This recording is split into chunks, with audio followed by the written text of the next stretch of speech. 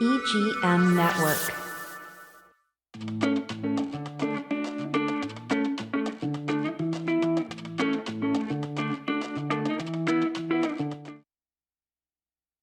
Hi, everyone. Welcome back to Wherever We Live Navarro.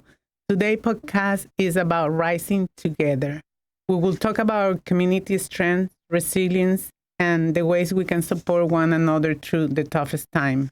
I'm your host, Lu Navarro, coming to you from the heart of Vero Beach and a realtor with Max Crown Realty. And you can connect with me in my social media as Lu Navarro, the realtor. Today, we're discussing the impact of Hurricane Milton, which had left many of our neighbors and Indian River County in urgent need of help. But let's remember, this community is strong, and we will rebuild. As you know, Hurricane Milton made landfall on the eastern coast of Florida with destructive winds and heavy flooding. But most of the destruction was caused by the unexpected number of tornadoes that spawned through our area. Indian River was hit hard with Vero Beach and surrounding area experiencing major damage. Hundreds of homes were flooded and infrastructure was severely impacted. Many families are without electricity and some are still waiting for help. Local authorities and first responders have been working around the clock to rescue stranded residents, restore essential services, and assess the extent of the damage. As of today, power is still being restored to about 40% of residents, and several key roads remain closed due to fallen debris and flooding. Despite the destruction, we are already seeing incredible efforts from within the community to pull together. That's where the heart of today's episode lies, how we can help to rebuild our home and support one another. Let's talk about the organizations and efforts already in place to help the people in Indian River County. United Way in Indian River County has quickly mobilized a disaster relief fund to provide immediate assistance to families in need. They are working with local shelters, food pantries, and service provided to ensure that everyone affected by the hurricane had access to essential supplies like food, water, and medical assistance. You can visit their website to donate directly or volunteer your time. The Red Cross. The Red Cross is on the ground offering emergency shelters, meals, and mental health support to displaced residents. They have set up several shelters around the county, including in Vero Beach and Sebastian. If you or someone you know needs immediate shelter, you can find details on their website or call their emergency hotline. Treasure Coast Food Bank. This organization has wrapped up operations to distribute food and essential supplies to those affected by the storm. Volunteers are working tirelessly to get these supplies to the hardest hit areas. Donations of non-perishable food, toiletries, and funds are urgently needed. You can help by dropping off items or making a monetary donation. Indian River Habitat for Humanity. Habitat for Humanity is preparing to assist with home repairs and rebuilds. Many low-income families have been disproportionately affected by the storm, and Habitat is working to ensure they get the help they need. Volunteers are always welcome, whether you have construction skills or can lend a hand with other forms of support. Local churches and community centers. Many churches and community centers in Vero Beach are acting as temporary shelters and hubs for distributing aid. Places like the First Presbyterian Church and the Source, a local homeless outreach organization, are accepting donations of food, clothing, and hygiene products. These groups are also offering volunteer opportunities to those who want to get involved. Ohana Stonger Together. This is a charity organization that was founded by a group of local businessmen to aid smaller cities and towns that aren't getting all of the attention but need just as much as help as the big cities. They were working assisting communities affected by Hurricane Helene, and now they are hand-ons on our own Vero Beach town after Hurricane Milton. This organization is close to my heart, and we will be talking with them in a few minutes. So, how can you personally make a difference in the aftermath after Hurricane Milton? Here are few practical ways to help. Donate to relief funds. Money is often the most flexible and immediate way to help. As I mentioned earlier, organizations like United Way and the Red Cross are accepting donations that will go directly towards relief efforts. Even a small donation can make a big impact, so consider giving what you can. Volunteer your time.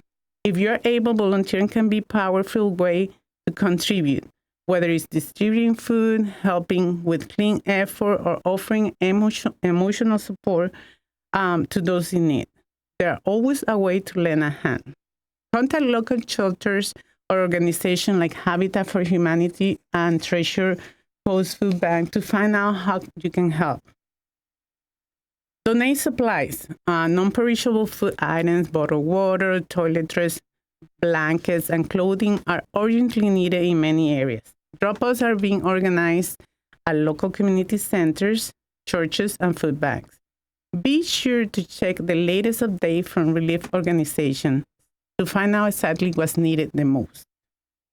Offer support to your neighbors. Sometimes the most meaningful help is close to home. Check with your neighbors, especially the elderly and those with young children, to see how they're doing. Offer to share resources like water or food, or simply lend an ear if someone needs emotional support. We're stronger together, and sometimes a small act of kindness can make the biggest difference. It's important to remember that rebuilding after a storm like this will take time, but we are a resilient community. Vero Beach has faced challenges before, and we have gone through stronger every time. Staying connected and united will be crucial in these days and weeks ahead. Here are a few ways we can strong together. Here are a few ways we can stay strong together. Stay informed. Keep an eye on local news outlets, social media pages for local organizations, and government updates to know where help is needed and what resources are available. Information is key during a time like this, so make sure you are getting updates from reliable sources. Practice self-care. Taking care of yourself and your family is essential. This includes mental health. If you're feeling overwhelmed, it's okay. There are resources available like the Red Cross, which offer emotional support and counseling services. Don't be afraid to reach out if you need someone to talk to. Let's celebrate the helpers. Let's take a moment to appreciate all the helpers in the community, the first responders, the volunteers, the linemen, the neighbors looking out for each other. These individuals are the backbone of our recovery efforts, and their hard work and dedication should be recognized. If you see someone making a difference, let them know that you appreciate it. But now, as I mentioned before, Ohana Stronger Together is an organization that is very close to my heart, as the founders of this organization are very well known by me. John E. King is my broker with Remarks Crown Realty, and Cindy Rich is the owner of Professional Title of Indian River. And I'm witness of how hard they work for the less favored communities to help them in time of need. So welcome, Cindy and John, and I appreciate you coming because I know you guys are swamped for the last couple of weeks with the Hurricane Helene and now with Hurricane Milton. So tell us about your organization. What is your organization's primary mission when it comes to disaster relief? Okay, so we started Ohana Stronger Together a couple years ago. I don't know. Three years ago. But the roots of this organization goes way back to, it really began in 2004. Anybody that's been around the Indian River, St. Lucie, Brevard County areas remember that In 2004, we had our two back-to-back hurricanes. We were without power for several weeks each time. And what we saw that it was remarkable that we didn't, small towns like Sebastian and Vero Beach did not get the same level of service from outside organizations that that the bigger cities did, like the West Palms and those areas. So fast forward a year or so later, whenever Hurricane Katrina came through, we saw that devastation that was up there. We couldn't sit around and not do anything, so we loaded up 6, 7, 8 trucks, I don't recall, and we went and focused on the smaller communities, not New Orleans, but the smaller little communities that were on the outskirts of that. And then each time that we get a storm, we've continued to try to focus on those smaller, underrepresented type communities where they don't have all of the help and everything that you see on the news media. All right. And so how can local residents get involved on supporting you guys, the organization, and not just now, but around the year? Okay, so the two best ways to follow us is ohanastrongertogether.com and also our Facebook page as well. Make sure that you have the right one. There's a few Ohanas out there, and the benefit, especially on the social media on Facebook, for you to be a follower on there is we do events throughout the year to help raise money for storm victims. And it was very essential for us, and it really showed a good testament to why it is important to fundraise throughout the year, because within 48 hours of Hurricane, Helene? Within 48 hours, we had semi-trucks and several pickup trucks and trailers heading into the Steinhatchee area. We were able to go out with the cash, and we were able to work with a large local supplier here in Vero Beach, where we were able to purchase a lot of the stuff at cost. So, a sheet of plywood, instead of it costing $30, was costing us, I believe, $18.98. She's the numbers person. So if you go out and buy plywood, you're paying retail price for it. You're paying taxes. We are a charitable organization, so we don't have to pay taxes for that.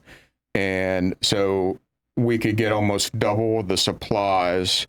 And depending on what items that we need, sometimes we can get 3 times as much for that dollar that you donate to us than if you were to go out and purchase it on your own. The other reason that you really want to follow us on Facebook is that the needs of these people change every single day. Okay, and we've done this for a long time. We've been to Puerto Rico, we've been to the Bahamas, we've been to Louisiana, we've been all over the West Coast, we've been to the Keys after Hurricane Ian, and everybody always wants to run out and buy water. And yes, people need water. Water is very heavy and costly to transport, and there's often times where a community will have a semi-truck service coming in that's just full of water, and then we could be more effective by bringing in other things. Because, in some areas they're, on the West Coast after Helene, they were, very low on water. And we drove by locations where there was 3-4 truckloads just sitting there spray painted free on the side of the road. Semis. So it's important, and typically what we do is we'll put up a list, and I believe we're going to update our list here this afternoon as well. And so we'll put that list out there of specific things that we're asked for. So what you're saying is basically, it's better for them to follow you on social media so they can see exactly what is needed per day. Exactly. Absolutely. We took over $20,000 worth of supplies to Steinhatchee from donations, monetary donations. That's nice. We did take several $1,000s of physical donations that were given to us, but it is very important to realize that you cannot bring a sheet of plywood to a donation drop-off center. We buy bundles of 5/8 plywood, and we take 6 bundles to them, and that is what they need. So like Johnny said, there's water there. When we go, 48 hours, they had plenty of water. So donations are what we need. So talking about that, you're saying water, plywood. So what is exactly the type of disaster relief services that you offer? Like, is more food, I'm guessing it's more related to rebuilding and assisting at the time of the devastation, right? So yeah, what we do is we're not going to go in there and rebuild someone's home. Yeah. Okay. Our primary focus is to get into an area as quickly as we can. And we've made some very, very good contacts here locally that's helped us out as well. And we have good contacts, unfortunately, or fortunately, throughout a lot of these areas that get hit because of the amount of time that we've been doing this. So if you picture yourself, you just went through a storm, whatever type that is, and you have some damage. Let's say that your windows were blown out or a door was blown out or you have roof damage, but your structure is still mostly there. That's the kind of people that we're trying to help. You've got to remember that, and here locally, for anybody that's in this area in South Florida right now, you see the destruction that these tornadoes did, and there's a lot of homes that are damaged, but they're still there. The backbone. So what we want to do is get people the opportunity to secure their home, dry it in, save and salvage whatever they can out of their house. We take a lot of mold killing products because they don't have power, so they need to, mold starts growing within 24, 48 hours. So we want to prevent any further damage. We want them to be able to live in their house and get back to some kind of normalcy as quickly as possible. Excuse me. In a lot of areas that we've been into, the whole town is just devastated and it's destroyed, and we're able to get people so that they don't have to drive 45 minutes or an hour or 2 hours from where they're able to have shelter to where all of the work and their business and everything that they're trying to get back in order. So these communities that we go to, they're fantastic. Everybody works together. They try to, they kind of do a survey, especially in Steinhatchee and Cedar Key, of who needs what. Everybody bands together. If you had a house that wasn't that severely damaged, you've got half the rest of the community staying in your home until they can get the doors and the windows at least boarded up, and they can get a tarp on the roof, and they can get fans in there, and they can get, the Helene did a lot of water damage, so there's a lot of mud, very nasty, slippery, disgusting mud. And so they have to shovel all of that stuff out.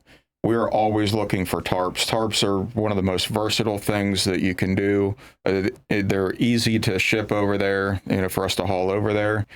They can use them to dry in their homes. They can use them to help with lawn cleanup. You can rake all of the debris up onto the tarp and use that to drag it out to, the edge of the street or wherever the collection point is. And how do you prioritize, or which community to tackle? So we reach out through our contacts, and we go through and try to find the Sebastians, the Vero Beaches of whatever area that it is. Typically, if there is a lot of news media and there is a lot of FEMA presence and National Guard and that kind of stuff, they typically have that area covered. So we're looking for that smaller community that's on the outskirts somewhere. We learned that with Katrina when that went through Louisiana. We actually were able to get with the EOC office of some places up around Alabama, Mississippi, some of those areas, and they still hadn't seen anyone. When we took our supplies over to the Bahamas, we were there. That was one of the most challenging ones that we did. And, we were there probably 30 days after the storm, and they still had not seen a single person from their own government over there. And so that's the Bahamian government. I don't know how that works, but that was a small island that we've been to before, and they were just completely devastated, absolutely devastated. How can the community members get involved with your organization? Are you looking for volunteers, or how that goes? Follow us on Facebook. We do ask for volunteers from time to time. Is there any specific type of volunteers that you're looking for? Any kind. We will take anybody that is able to help us. We had what I call an ice bagging party, where we asked for 15 volunteers, and we were blessed to get 50, and we bagged 30-something thousand pounds of ice. 1,000 pounds of ice. I think 33. In an hour and 15 minutes. Awesome. And that is amazing. That's awesome. And that helps Steenahatchee a lot. So I know, because I follow you on social media, that you're going to have an event coming up. Can you talk about that? So at this point, because of the devastation that we have put a pause on the event that we were planning from before. The whole purpose of our foundation is to go help people. And right now there's a lot of people in the state of Florida and, even up into the Carolinas that need help. The Carolinas, as much as we would like to go up there and help with that cause, we have enough people here in Florida that are closer that we can better assist.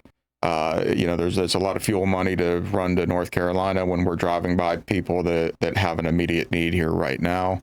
So if you follow us on social media, the type of volunteer events and stuff that we do where we need volunteers are typically relatively last minute in a time like this, because we'll run around, we pick up donations, we bring them back to a specific location, and then we have to package them up in a way that we can easily and conveniently ship them. And like with the ice bagging party, the first load of ice that we took over, we were bagging on site, and that wasn't real efficient. So we were able to, we didn't have bags. That's why we did that.